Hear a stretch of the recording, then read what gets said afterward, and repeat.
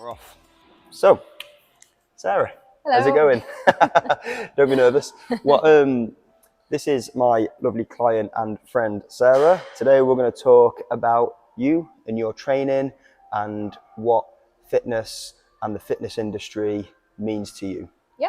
Awesome. Sounds So, tell me a little bit about yourself and tell me what you train for. I am 38 years old, Yeah. and I've been training at gyms for a few years now, but really without focus. And over the last, maybe approaching a year, Yep. I've found my focus, and that is strongwoman. Awesome. So yeah. Yeah. What got you into strong woman training? So it was partly, I've always sort of enjoyed strength training, like Yeah. resistance training. And then I discovered that I had something called primary ovarian failure, which is also known as early menopause. Okay. So it became even more important then that I do continue with that strength training. Yeah. Obviously to reduce like the risk of like osteoporosis, Yeah. cardiovascular disease, all of the scary Yeah. stuff that Yeah. comes Yeah. along with a diagnosis like that. Yeah. But obviously that means that I need to find motivation and that discipline to continue training. And what I'd found is that I hadn't really got a training focus. At that point, I hadn't met yourself. Right. Okay. Yeah. So I've been doing training and hadn't really I was just kind of mooching around doing bits and bobs, not really progressing massively, not being very disciplined. And so obviously that's where you came along. Yeah. Yeah. And I think, we discussed kind of like what might be good for my style of training. I'm very much kind of I'm not very academic in my training. I'm very Right. much just Okay. a Yeah. heft and Yeah. go. Let's just go. Just Yeah. yeah. Sort of. Yeah. I mean, you've got to pick a sport. I think. Pick a training regime that you can get on with and that you actually enjoy. Yeah. Like, I see people in gyms quite a lot, and they're just training for the sake of training because they've seen a program that they should be doing, and they just do it, Yeah.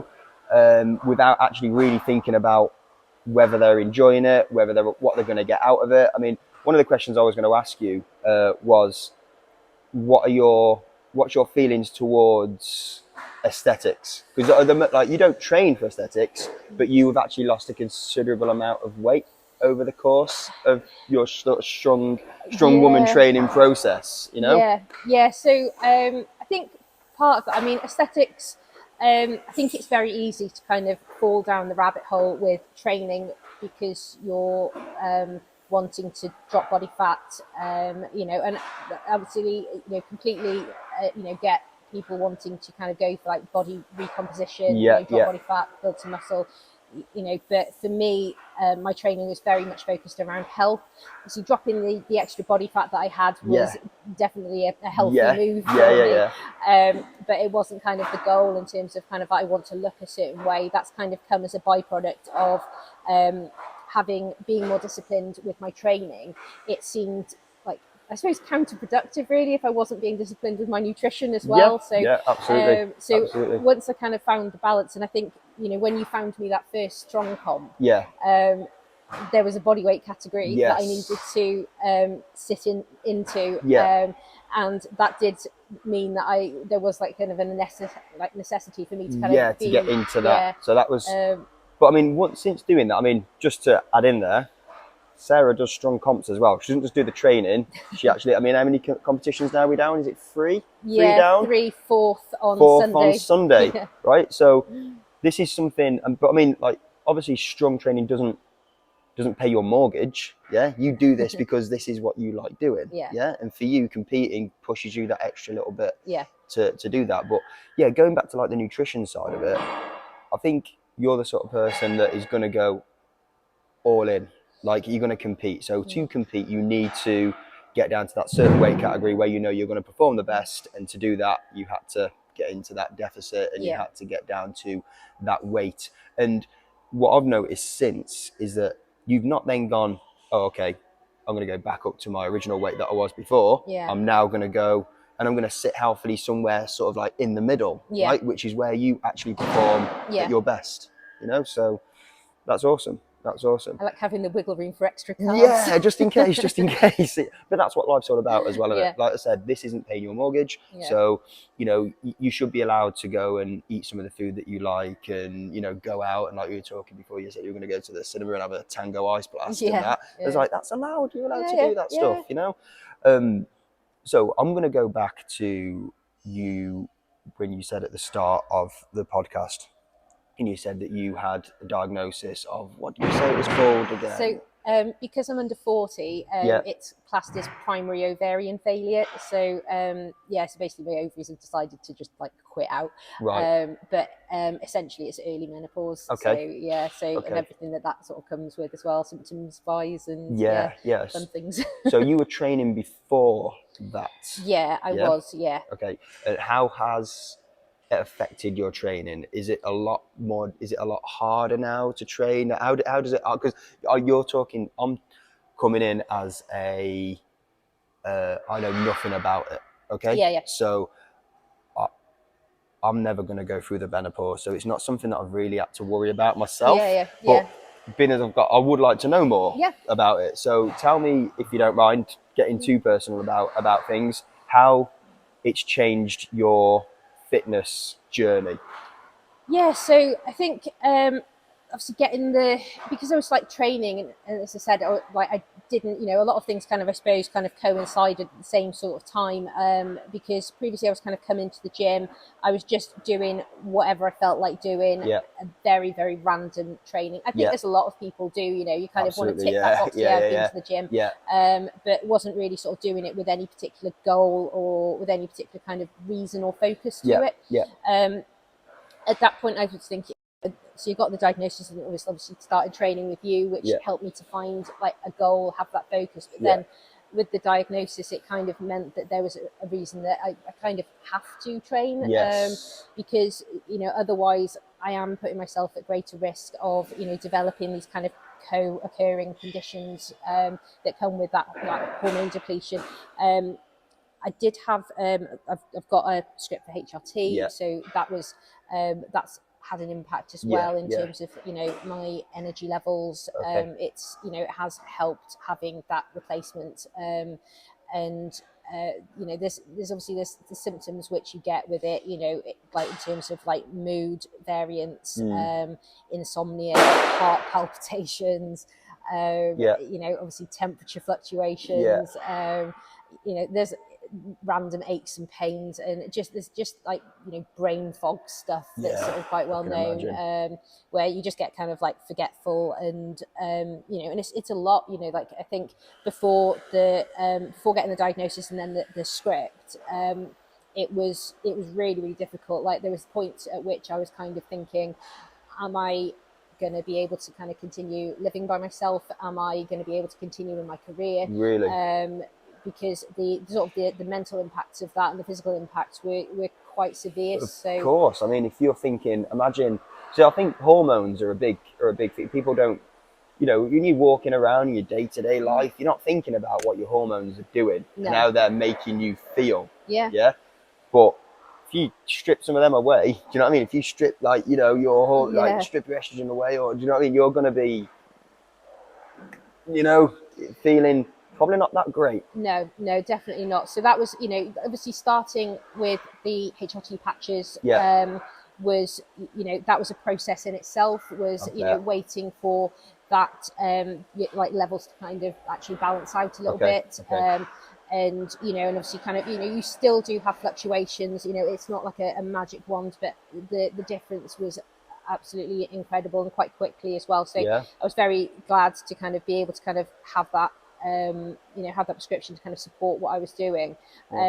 Said it has helped with like my energy levels, and I think my focus, the sleep is better as well, which again that has that knock-on effect to everything else that you do. So sort of finding into like the strong comp link, that helps, because then I've got something that I actually enjoy that you training. can train towards. Because I bet it must be quite hard for people to go into a gym and not really have any motivation.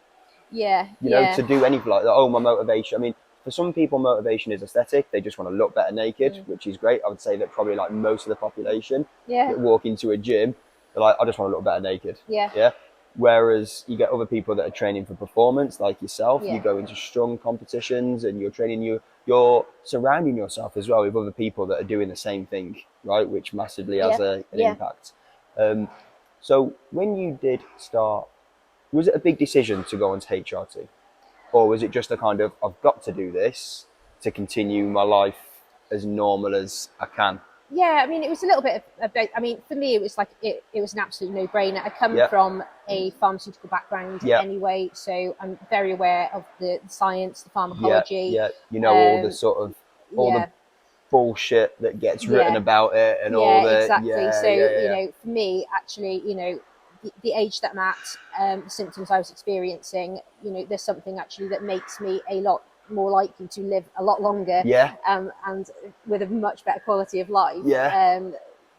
Why not? Why not? There was absolutely no reason for me not to pursue it. Yeah, Obviously, with any, if you're any medication at all, there's some some knock on, like, so there yeah, could be side effects, whatever, yeah, but that comes from if you take paracetamol, if yeah, you take, yeah, yeah. There's, um, if you look at like contraindications yeah, of any yeah, any medication that you're going to take, there's always going to be contraindications. There's always yeah. going to be those knock-on effects, isn't there? So Yeah, and so the benefits, there's, for me, I've not really, apart from kind of the initial kind of leveling out period, yes, okay, and the fact that I have, like, sticky bit on my hip pretty much at all times, yeah, yeah, that's like, that's the worst of it, yeah, so, and the improvement in how I've been feeling, the improvement in my ability to focus on my training, yeah, the health benefits that then brings to me doing that training and being better at it. yeah. Yeah, I'd be like, yeah, I'd just be like, what are you doing if I hadn't, like, gone for that Right, script? So okay, yeah, yeah. That's awesome. It's good yeah, to know, and thanks for being so open yeah, about this as well, because I know that like a lot of people may be, oh, I don't want to talk about that. I don't want to yeah, talk. This is like my private sort of life. So thanks. So yeah, I'm guessing there's probably quite a few ladies of, how do I say this, a certain sort of yeah. I age mean, that are typically, maybe yeah, thinking, oh, I'm not feeling myself. I don't feel like how I used to, or going through yeah, the menopause. And I mean, again, I don't know an awful lot about the mm, menopause. You know, I only know really what you've told me about, what I've researched when I took you on as a yeah, yeah, client. But even then, I was like, I'm going to take the research and look things that I've looked up, and I'm going to listen to you and yeah, how you're feeling more than what it says, yeah, because all the stuff that I was getting back was everybody reacts differently, and yeah, everybody has which is different, true. Yeah, like if you were used to training before, and then all of a sudden, your hormones go all out of whack and you have a huge hormone imbalance, your ability to train and your need to train, and even in your day-to-day life, like you were saying, like the brain fog, yeah, yeah, yeah, it's going to have a massive, massive impact. And for you, it's just about getting back to how you were before, yeah, yeah. But from what I can see, you're actually performing better and mm, seem happier now, yeah, so yeah, obviously not, neither of us really having that sort of, we've both got a medical background, but neither of us, we can't say, oh, go and get on HRT right now, guys. Do you know no, what I mean? Like, no, it's not really no. something Go, that, yeah, yeah, you get can't your really proper, say, like, yeah, go through the exactly. proper You've diagnostic got to, process as you would yeah, for exactly, anything, exactly. like, yeah, So that brings me on now to asking, if again, if you don't mind talking about it, like, talk me through the process of going on HRT. Did you go through the NHS, or did you go privately, yeah, or NHS. yeah, So I had sort of like some significant kind of like life events happen, yeah, sort of, and like including kind of the loss of my mum, okay, and I think as part of that, I think some of the symptoms I put down to just response stress, morning, really, yeah, yeah, and and the symptoms that came with that, so like loss of periods and things like that. So yeah, that was okay, like something that I just thought, oh, it's because I'm having these sort of like really difficult life events. I'm just yeah, stressed out. yeah, I'm like yeah, running around trying to look after my dad and going back and forth to West Wales to yeah, look after him. I just thought it was just because I wasn't taking care of myself because I was too busy taking care of somebody else, yeah, and with all the stress that came with that. But then in the process of kind of going through like paperwork for my mum, I discovered some of her like medical history oh info, really, um, okay, and at that point I became aware that my maternal grandmother and my mother had both had early onset menopause. So that was when I suddenly thought, oh, maybe the There's stress is more just to additional to this. this rather Yeah, than that. So, yeah, and yeah, so I'd got in touch with my GP, and and just thought, because I thought actually I had, as part of that, not really taking my care of myself. I'd been aware that like my periods had stopped and I was yeah, getting these symptoms and yeah. things. I hadn't actually gone to the doctor to talk about it, and Okay.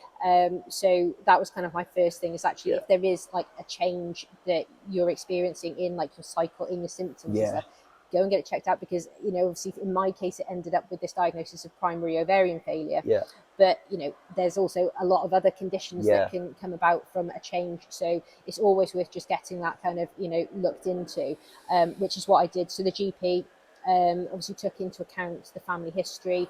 I then had to have some blood tests that were staggered so that they Okay. could catch my An overall sort of yeah, hormone so it's like balance your of yeah, FSH yeah. level that they do, along with sort of other hormone testing that they will do on your blood, just to see what that's sort of coming out Yeah. at. Um, and for me, my levels were really out of whack. Okay. So because of my age then, although the GP could indicate that that was kind of likely, that that was my diagnosis, they can't actually prescribe at under 40 years old in primary care. So I Okay. had to then Yeah, get a that had to be referral. referred. Yeah, so it was then waiting for the gynae consultant appointment. And when I got that, they then completed another set of blood tests. Okay. And then following Yeah. that, that was confirmation So of if you'd have diagnosis. And just been maybe 4 years older, you wouldn't yeah, have had to have gone through it twice. yeah, it would have been, yeah, it would have been Yeah, a just quicker a quicker process. process. Yeah, Yeah. So how long was the process? How long did it take all in all from that first GP sort of appointment to you actually walking out of with the a pharmacy script. with the script? Yeah. It was less than a year. I'd probably Okay. say it was probably about 9-10 months all in Okay. all. So So in those yeah, 9-10 months, you knew what was. You probably had a 90%. yeah, Were sure you knew what was going on, and you knew you were going to be coming out with that script, but you didn't have yeah, the yeah. script. So I was pretty much, when I went and got my script from the pharmacy, I was pretty much sticking that on my walk to the yeah, car from the yeah, pharmacy. yeah, So just yeah, straight on. yeah. Yeah. I mean, thanks for going through that. That was, it must be quite hard for you to talk about that sometimes. Going back to how it affects you and strong training, yeah, and well, no, how you got into strong training and why strong training. What is it about that style of training and about that sport that does it for you? Oh, so I think I didn't really.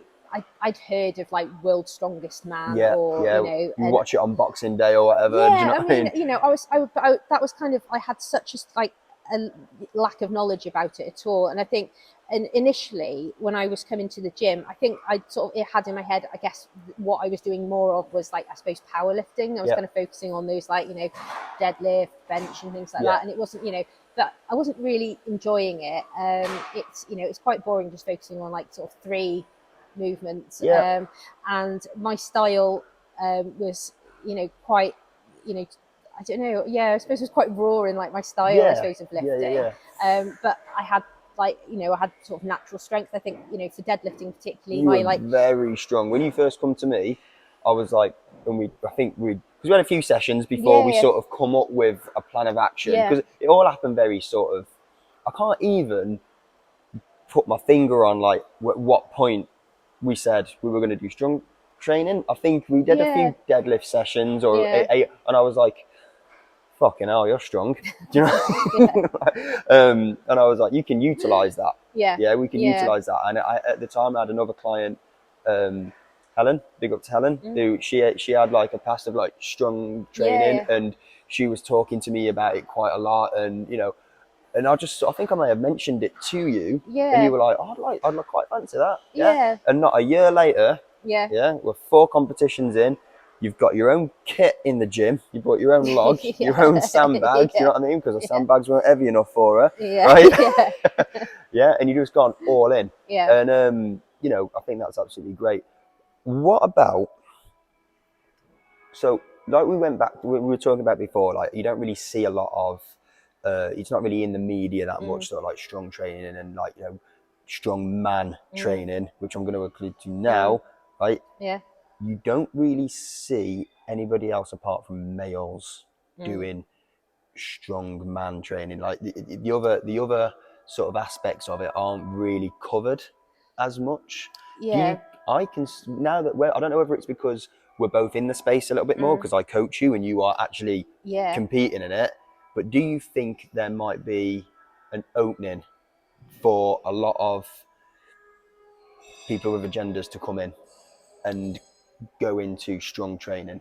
I think, yeah, I mean, in terms of like women in the sport, it's definitely having a big change in the sport now. Yeah. So, like for the first year this year, the Arnolds had the same platform for women. They shared that main stage Okay. in the strong comp at the Arnolds. It was televised. They shared that, which was amazing to Yeah. watch. Yeah. And this year also they're televising. They've got specific Giants Live strong women competitions.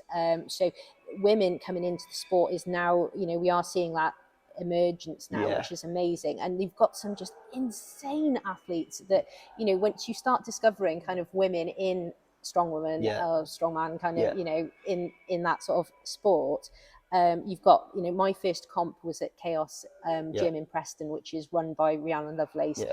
who's like just, I don't know how she does it, defies the Yeah. laws of physics, Yeah. Yeah. kind Yeah. of, Yeah. Yeah. like, and but so supportive, and that's been one of the things that I found through going into, because I'm not really a competitive person. Mm. Like I want to always do my best, and I Yeah. want to explore what my own physical potential Yeah. is, and that's that's a fascinating process for me, sort of physiologically and things like that. Like, the physical changes that I've had from getting into the sport, has been interesting.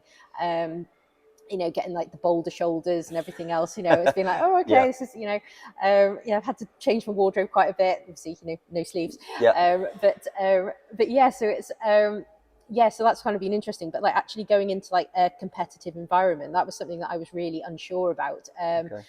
The competitions themselves, they look like fun in terms of the events. Yeah. When you're there, sort of, throwing around like Atlas stones. You like got a log and you press in whatever overhead. Yeah. It's cool. It's good fun. Yeah. To do. But I was really unsure about doing that in terms of competing against other people, other Yeah. women, and how that would be in terms of like an atmosphere, because I don't, but actually I think pretty much everybody I've encountered has been the same. They're not competing against each other, they're Competing against themselves. competing against themselves. Yeah. And it is a singular sport. Like you only, you're there, it's not a team event Yeah. really. But it's it's amazing when you go into competition and you've got women that are in the same category as you, that are screaming your name, like, Yeah. like trying to get you to get that extra rep, Yeah. to get that lift. And the social aspect. I mean, my very first competition, I went completely by myself, mainly because I was like, if I make a twat out of myself, nobody will ever know. Yeah. I One could done. just No slink more. away and just go no. Yeah.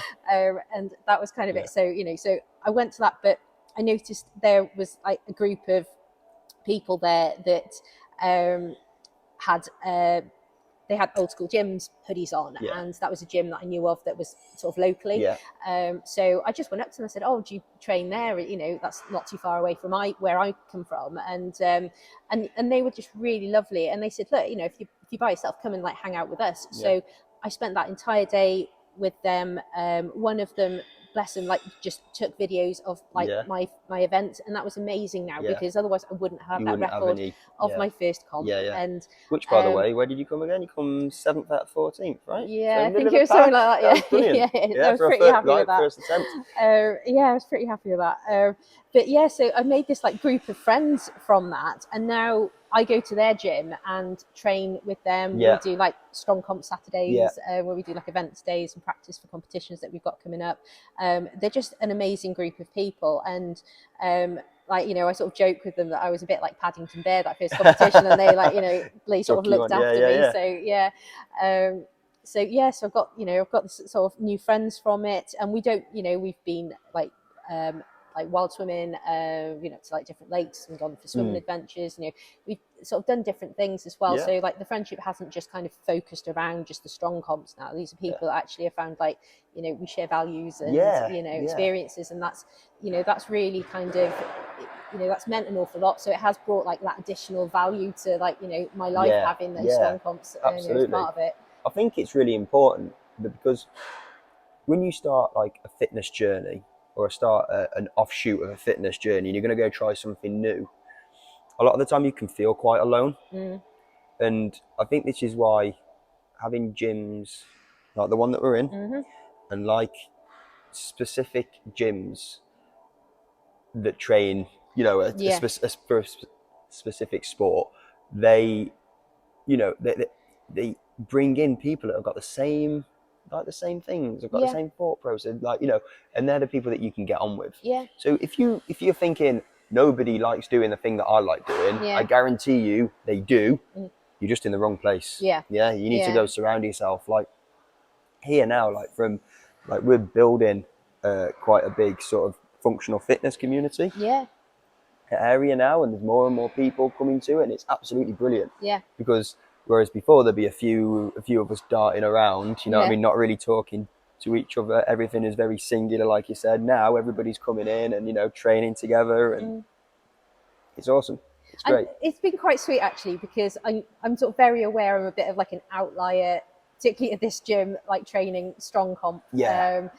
And you know, because there is more of I suppose people that are training, say like on the machines, maybe with the bodybuilding focus, you know, and then you have got like the area that I train in, which is I suppose the more functional fitness kind of boot camp you're area. in the dusty corner of the functional fitness but area. Bless them, I mean they've definitely, you know, it's not like I'm sort of like they're kind of, you know, they've definitely included me. Like I have some, you know, great banter with the guys that are doing like, you know, some crazy intense like cardio mixed with whatever, you know, sort of sessions, you know, all their WODs and stuff. But yeah, that, you know, I've sort of joined in with that like group, which has been really nice. It's good. Having sort of training at the same time and things. So I mean, I honed in on this pretty heavily when I did the podcast with Lou about sense of community in a gym.